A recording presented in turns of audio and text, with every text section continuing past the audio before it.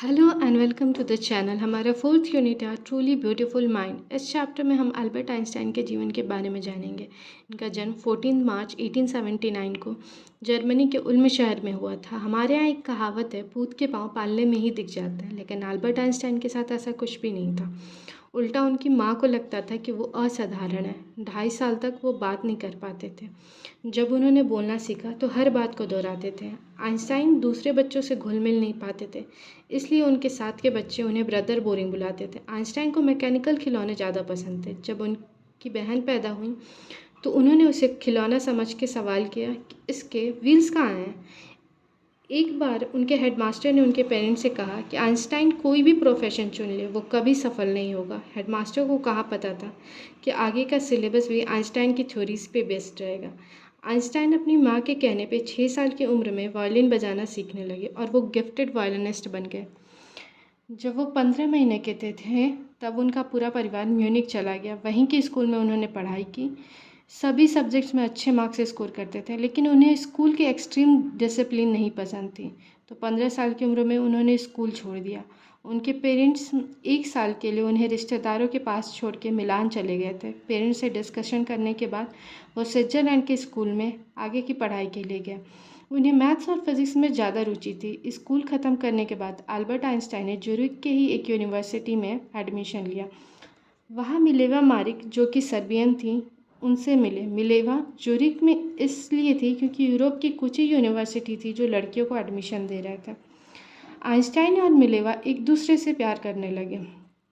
Einstein college ख़त्म होने के बाद ही मिलेवा से शादी करना चाहते थे, लेकिन उनकी माँ इसके लिए तैयार नहीं थी क्योंकि मिलेवा आइंस्टाइन से 3 साल बड़ी थी और उनकी माँ को ये भी लगता था कि मिलेवा भी आइंस्टाइन की तरह बहुत इंटेलिजेंट है। 1903 में फाइनली उनकी शादी हुई, 2 बेटे हुए, लेकिन 1919 में कांस्टेंट लड़ाई की वजह से डिवोर्स हो गया और उसी साल आइंस्टाइन ने अपनी कज़न एल्सा से शादी कर ली।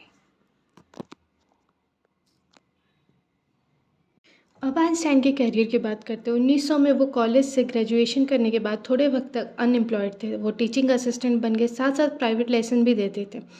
1902 में बर्न के एक पेटेंट ऑफिस में उनकी जॉब लगी, जहां उनका काम दूसरों के आविष्कारों को आंकलन करना था, लेकिन इसी में वो अपनी आइडियाज़ पे भी काम कर रहे थे। वो अपने डेस्क के ड्रॉर को ब्यूरो ऑफ थ्योरेटिकल फिजिक्स कहते थे।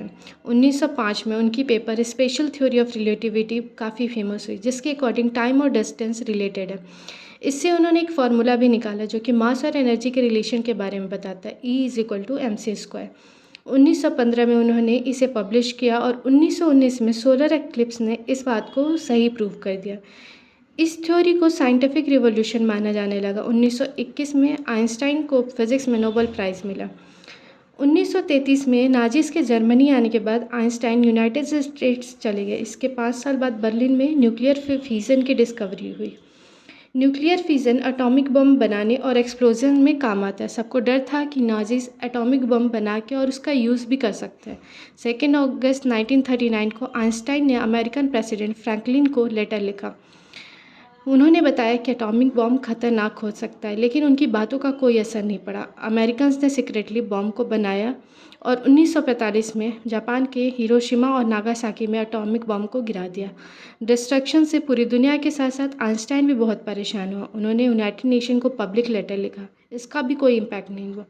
धीरे धीरे आइंस्टाइन पॉलिटिक्स में इन्वॉल्व होने लगे। अपनी पॉपुलैरिटी का यूज़ करके उन्होंने शांति और लोकतंत्र लाने के लिए कैंपेन किया। 1955 में 76 साल की उम्र में आइंस्टाइन की डेथ हो गई, लेकिन साइंटिफिक जीनियस होने के साथ साथ विजनरी और वर्ल्ड सिटीज़न की तरह उन्हें आज भी याद किया जाता है। Thanks for watching.